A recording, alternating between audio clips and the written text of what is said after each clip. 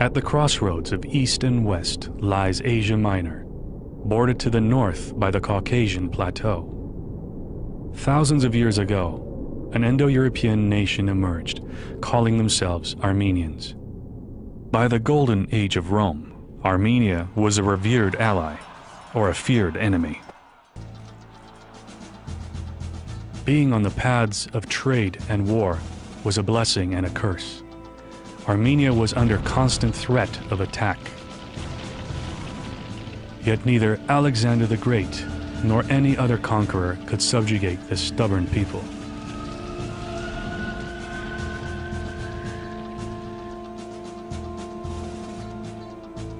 As time went on, Armenia was caught between Rome and its great enemy, Persia. Each would use Armenia as a buffer against its rival.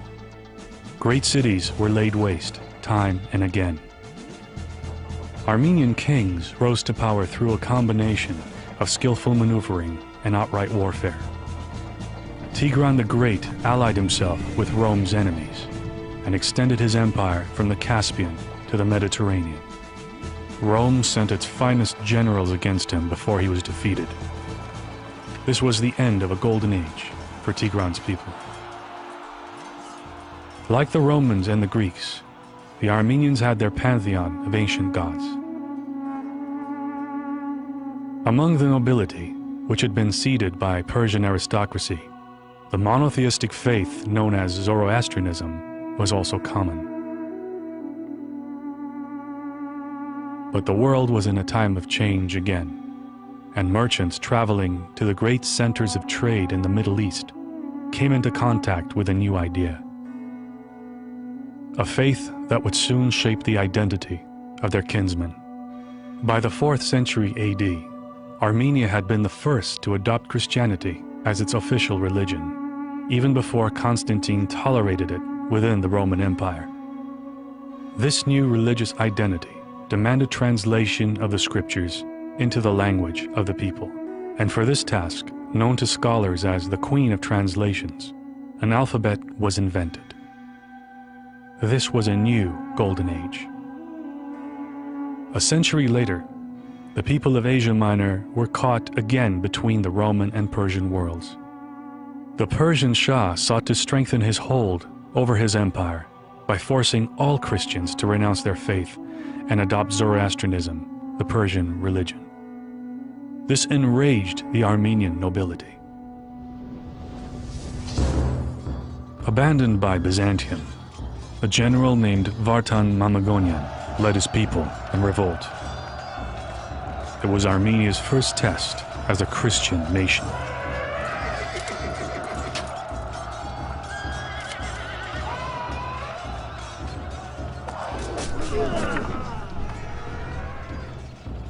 Facing superior odds, Vartan and his nobles were killed. Their wives carried on the fight. Eventually tiring of war, the Persian court negotiated a truce and allowed freedom of religion. But soon Persia itself would fall under the waves of invasions from the east. Each invader brought greater devastation. The centuries that followed wore away the ancient homeland. Many fled west to the Byzantine Empire. By the medieval age, Byzantium weakened, and the kingdom of Cilicia emerged and prospered. Again, this would only last for a time. For yet another invasion would strike Byzantium. Asia Minor would soon fall under the rule of the Ottoman Empire.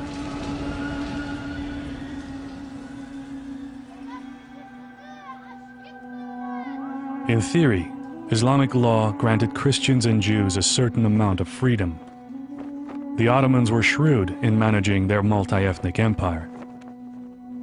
But as time went on, Ottoman leaders grew corrupt, and minorities received harsh treatment. Christian Armenians and Greeks were prohibited from carrying arms or serving in the military. Non-Muslims had to pay special taxes. and their word was not admissible in court. Abdul Hamid came into power at a time when minorities were clamoring for reforms. He responded in kind and earned the title the Red Sultan. Sultan Hamid encouraged a climate of fear.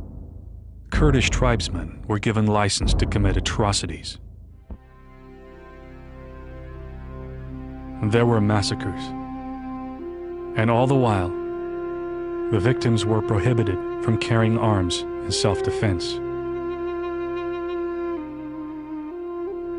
Meanwhile, across the border with Russia was an ancient enclave of Christian Armenians. It was a land of lush peaks and fertile valleys. Its name, loosely translated, means dark forest in the mountains. The ancient clan of Armenians who lived here ruled themselves. Around them lived the Tatars, or Azerbaijanis, a Turkic people. The land of Azerbaijan itself had oil. Under the Russians, many Armenians moved to the capital, Baku, and worked its oil fields. At the turn of the 20th century, Russia was playing the Azeris and Armenians living in Baku against each other. There were outbursts of ethnic violence. At about this time, a progressive reformist party, popularly known as the Young Turks, deposed Abdul Hamid. Minorities were promised better treatment. This experiment was doomed to fail.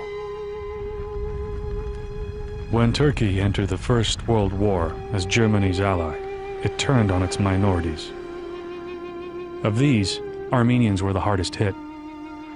Under the pretext of national safety, an ancient people was driven from its historic homeland.